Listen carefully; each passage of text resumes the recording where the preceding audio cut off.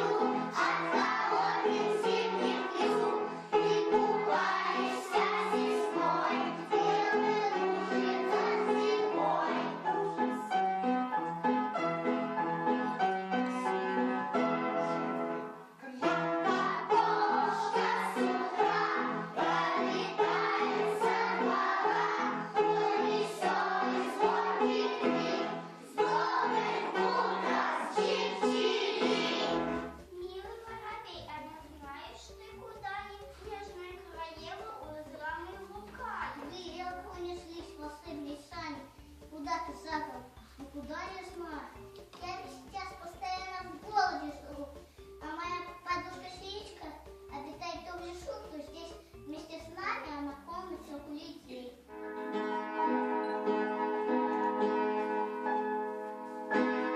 Есть в лесу студеном хатка невеличка, там живет зимой милая Синичка. На мели сугробы, зимние метели, но тепло Синичке в домике под елью.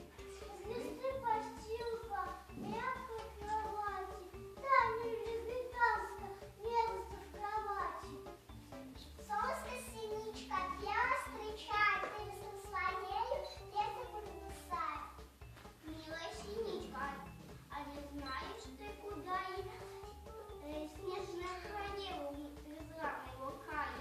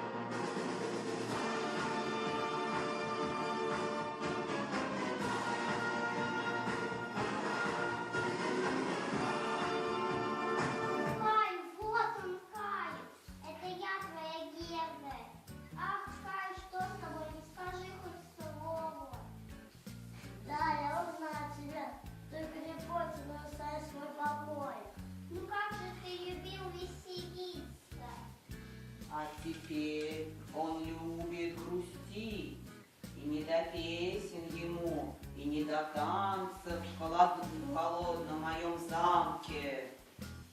Нет, неправда. Ведь танцы, музыку и пение он не мог забыть.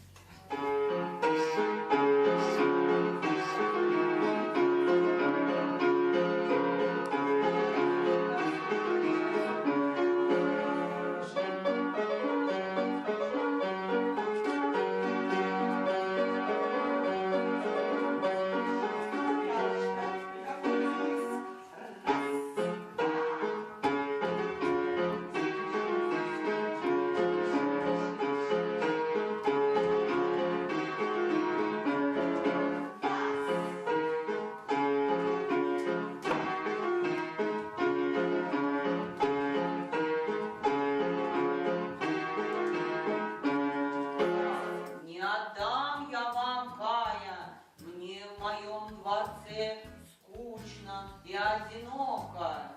Да посмотри, сколько тебя вокруг друзей, Снежная королева. Они будут тебе друзьями, а ты их будешь кормить, чтобы они щебетали и тебя удивляли своим пением.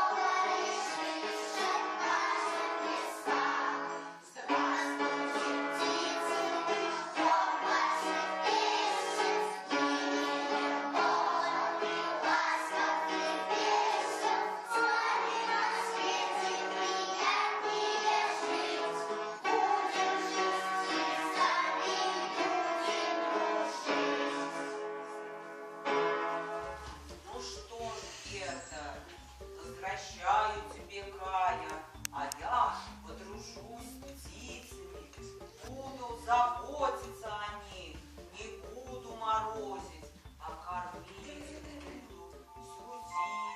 До свидания, дети. До свидания, Кай.